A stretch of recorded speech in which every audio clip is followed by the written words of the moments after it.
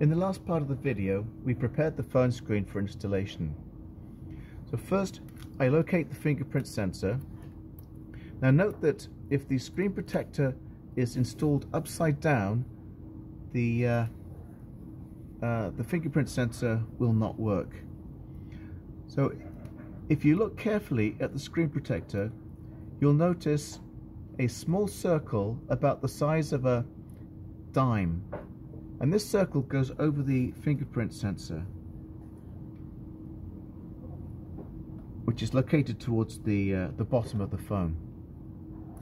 So next I'm going to peel the protective layer off the screen protector and then carefully align all four sides of the screen protector to the phone, and then slowly lower it into place.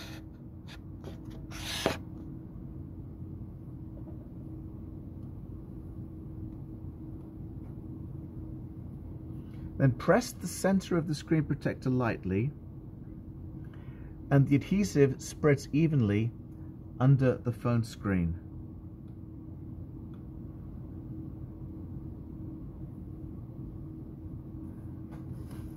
Next, I'm going to gently rub and squeeze the film over the fingerprint sensor back and forth to ensure especially good contact with the phone screen over this area.